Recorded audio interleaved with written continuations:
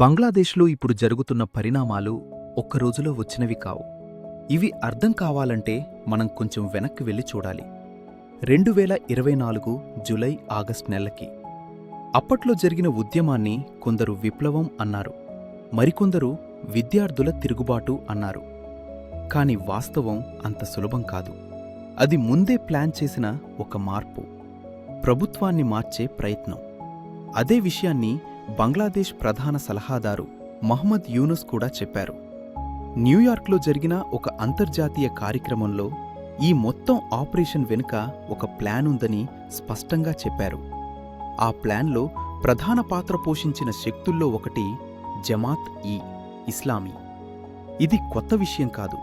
ఈ సంస్థకు పాకిస్తాన్తో ఉన్న సంబంధాలు చాలా కాలం నుంచే ఉన్నాయి. ఈ మార్పుల తర్వాత జమాత్ ప్రభావం యూనస్ ప్రభుత్వంపై బాగా పెరిగింది. దీనివల్ల 3 ముఖ్యమైన మార్పులు స్పష్టంగా కనిపిస్తున్నాయి. మొదటిది, 991 తర్వాత ఏర్పడిన వ్యవస్థను పూర్తిగా చెరిపేయాలనే ప్రయత్నం. విముక్తి యుద్ధానికి సంబంధించిన గుర్తులు, సంస్థలు, చిహ్నాలు లక్ష్యంగా మారాయి. ఇది కేవలం రాజకీయ పోరాటం కాదు, చరిత్రను మార్చే ప్రయత్నం. రెండవది, మైనారిటీలపై దాడులు. ఇది కేవలం హిందువులకే పరిమితం కాదు. బౌద్ధులు, క్రైస్తవులు, అహ్మదీయులు కూడా లక్ష్యంగా మారుతున్నారు. హత్యలు, అత్యాచారాలు, వ్యాపారాల ధ్వంసం, భూముల ఆక్రమణ ఇవన్నీ ఆరోపణలుగా కాదు, అనుభవాలుగా బయటికి వస్తున్నాయి. ఇటీవల జరిగిన దీపు చంద్రదాస్ హత్య ప్రపంచవ్యాప్తంగా ఆగ్రహాన్ని రేపింది. మూడవది, ఆర్థిక వ్యవస్థ క్రమంగా క్షీణించటం. షేక్ హసీనా పాలనలో భారత్తో కలిసి బంగ్లాదేశ్ ఒక బలమైన ఎకనామిక్ జర్నీ సాగించింది. 15 ఏళ్ల పాటు ఆర్థిక వృద్ధి నిలకడగా సాగింది. కానీ ఇప్పుడు పరిస్థితి మారింది. వృద్ధి రేటు తగ్గింది. ఫ్యాక్టరీలు మూతపడుతున్నాయి, ఉద్యోగాలు పోతున్నాయి, పెట్టుబడిదారులు వెనకడుగు వేస్తున్నారు, ధరలు పెరిగిపోతున్నాయి. జమాత్ కార్యకలాపాలు ఎప్పుడూ ఒకే విధంగా ఉంటాయి. అశాంతి, హింస, భయం అదే వారి పద్ధతి.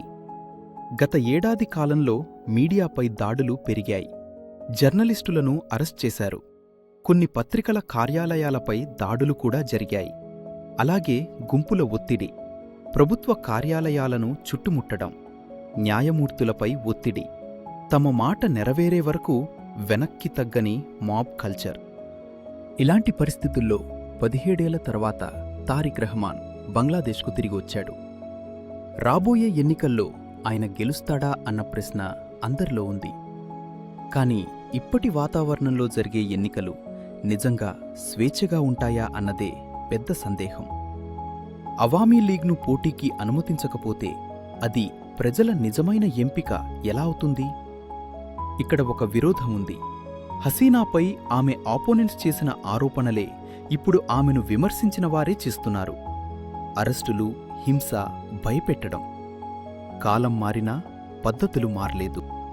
బిఎన్పీకి ప్రజల్లో మద్దతు ఉన్నా పార్టీలోనే విభేదాలు ఉన్నాయి. కొంతమంది జమాత్కు దగ్గరగా ఉన్నారు, మరికొంతమంది దూరంగా ఉండాలని చూస్తున్నారు. కాని ఈరోజు జమాత్ ప్రభావం బలంగా ఉంది. తారిక్ రహమాన్ రావడం ఈ మూల సమస్యలను పూర్తిగా మార్చదు. ఇక భారత్ విషయానికి వస్తే బంగ్లాదేశ్లో యాంటై ఇండియా మాటలు పెరుగుతున్నాయి. ఇది కొత్త కాదు. 991లో కూడా అలాంటి భావాలు ఉన్న వర్గాలు ఉన్నాయి. అయినా 2 దేశాల మధ్య పీపుల్ టు పీపుల్ టైస్ ఎప్పుడూ బలంగా ఉండేది. చికిత్స కోసం, చదువు కోసం, వ్యాపారం కోసం బంగ్లాదేశ్ ప్రజలు భారత్కి వస్తూనే ఉన్నారు. భారత్ చేయాల్సింది 2 విషయాలు. మొదటిది, బంగ్లాదేశ్ ప్రజల పట్ల మనకున్న గుడ్విల్ను స్పష్టంగా చూపించడం, సహాయం కొనసాగించడం, సంభాషణ తలుపులు మూయకుండా ఉంచడం. రెండవది, ఒక స్వేచ్ఛాయుతమైన, న్యాయమైన, అందరికీ అవకాశమిచ్చే ఎన్నికలపై గట్టిగా నిలబడడం. అన్ని పార్టీలకు పోటీ చేసే అవకాశం ఉండాలి. బంగ్లాదేశ్కు భారత్ అవసరం, భారత్కు కూడా బంగ్లాదేశ్ కీలకం. 4000 కిలోమీటర్లకు పైగా ఉన్న సరిహద్దు, భద్రతా అంశాలు, గతంలో ఉగ్రవాద సమస్యలు ఇవన్నీ మనకు గుర్తున్న విషయాలే.